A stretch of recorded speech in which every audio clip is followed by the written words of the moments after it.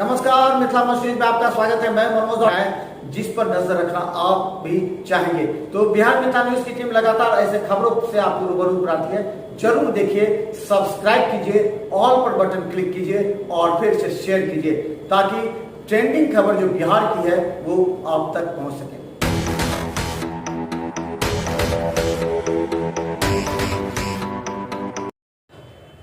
दरभंगा के NH57 Reliance petrol pump के पास ही 24 घंटे में 4 घटनाएं में कई की मौत हुई। आखिर NH57 के रिलायंस पेट्रोल पंप के पास ही क्यों घटे घटना?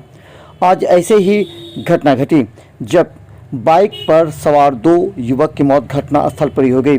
वहीं एक 9 वर्ष की बच्ची घायल हो गई। मृतक की पहचान सदर थाना क्षेत्र के सूरज चौपाल और दिलीप चौपाल 18 वर्ष की गई है।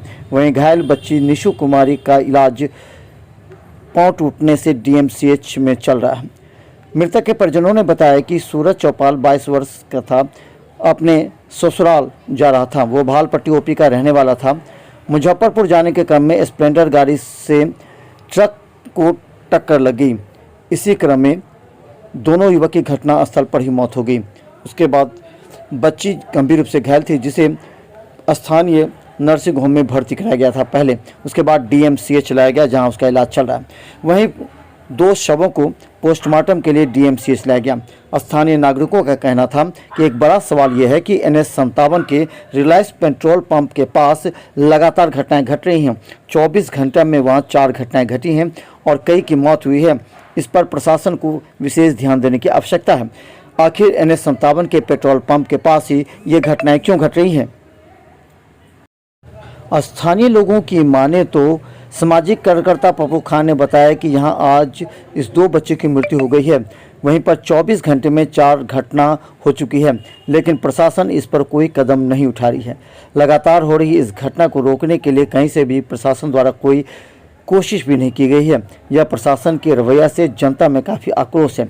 इस तरह प्रशासन सुस्ती दिखाती रही और इस तरह घटना लगातार घटती रहेंगी।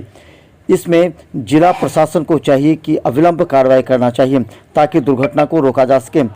पीड़ित परिवार को सरकारी घोषणा के अनुसार लाभ दिए जाने की मांग को लेकर के वहां मौजूद कई सामाजिक कार्यकर्ताओं ने पुलिस एवं प्रशासन से मांग की कि जल्द से जल्द इस परिवार को सामाजिक लाभ मिला जाए।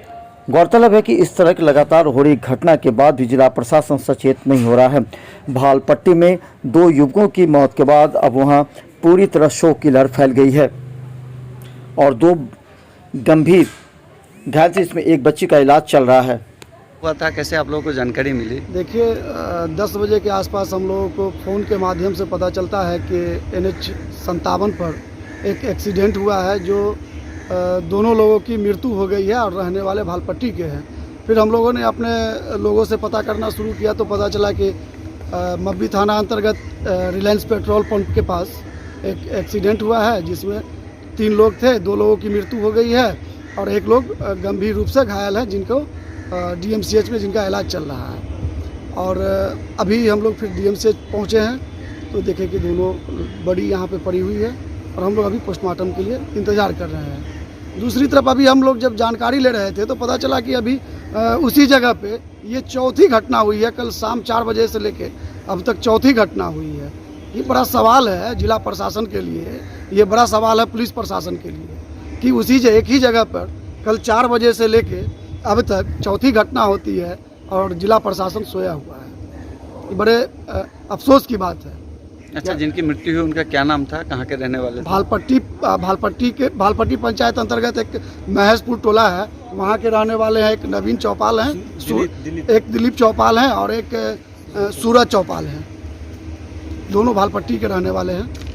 आपका क्या नाम हुआ? पप्पू खान, इंसाफ मंच, जिला सचिव दरभंगा।